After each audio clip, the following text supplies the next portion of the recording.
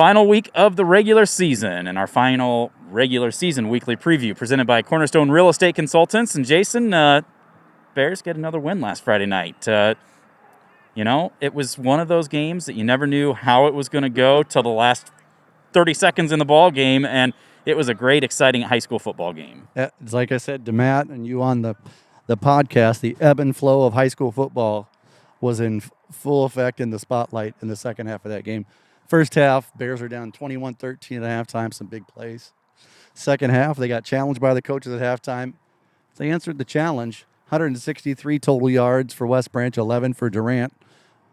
More importantly, 15 points to 0, and West Branch wins the game. Yeah, well, and you look, we go down, we score. Looks like we're ready to get a defensive stop. Durant, some may say it's a fluke play. Credit the quarterback for being heady and seeing a receiver there. The receiver finding an opening in the defense. They're able to drive down, they score.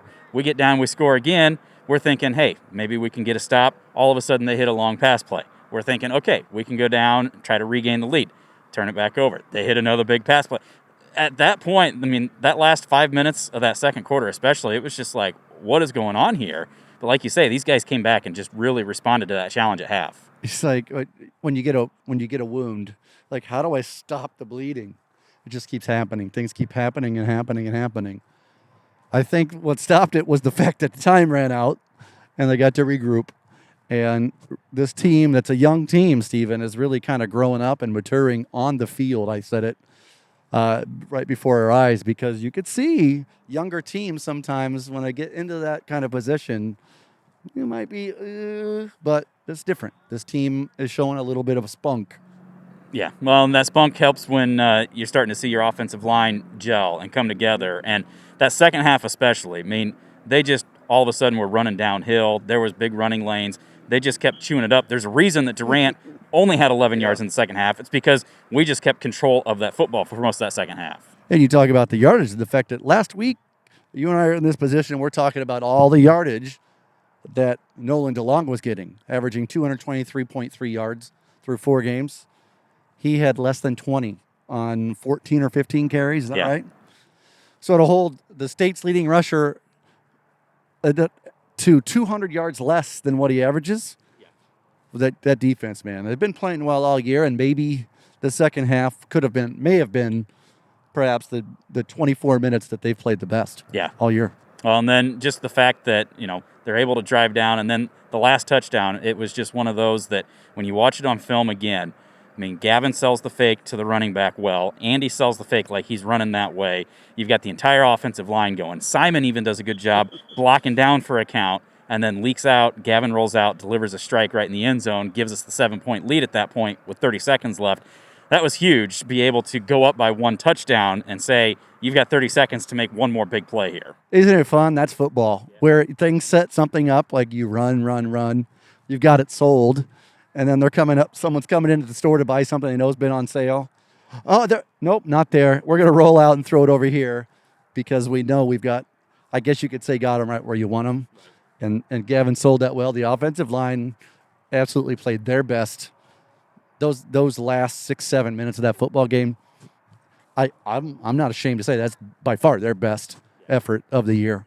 Well, they're going to need another really good effort coming up this week because we go up to Dyersville Beckman, undefeated district leaders right now, and we talk about all kinds of other things going into it. Really, all that matters is we have to go up, take care of business, try to get a win, and then see how things play out from there. Al Davis. Just win, baby. Just win, baby. That's it. That's the whole thing. If you want to look at postseason scenarios for West Branch, the most important scenario they want is to be able to know that they're going to get a home game. In case you didn't know, that's a game that you get to play on your own field. West Branch fans haven't known that much this year. But to have the feeling of knowing you can do that, it's going to take one thing. It's going to take a win on Friday. But as you just said, the Blazers are an undefeated team in the district. And, man, we talk about where we have Gavin Hirschman as our quarterback. But Nick Offerman, that's a special player. Just a year ago as a junior, he led the district, and the same district West Branch was in last year, in total yardage. Guess who's doing that again this year? Nick Offerman. Most touchdowns of any player in the district. He's a special player. And you can't just worry about him doing this. He's also their leading rusher. Yeah, Yeah, and it's just one of those that, I mean, he's a key guy. You've got Trent Kelker, who is just a dynamite wide receiver.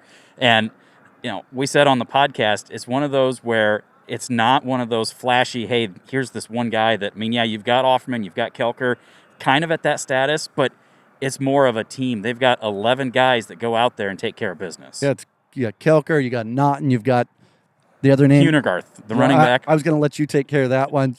I didn't want to butcher it up, but they've got special players. And one other thing that they have that West Branch has seen against, it seems like every time they take the field this year, they've got size. They got some big bodies up there, like Wilton, Eastern Iowa beef up there, like we saw a couple weeks ago. They've got size. They've got home field advantage. And they have something else, not just to win the district to play for. They've never beaten West Branch. So they want that. They want to put that, check that box and get the trophy off the West Branch mantle and bring it up to Dyersville on Friday night. And at home, they're going to have a big crowd. It's going to be their senior night, Stephen. And I think perhaps most of the momentum is in that corner. Yeah. Well, and you also look, they didn't play week 1 because they had COVID. They lost week 2.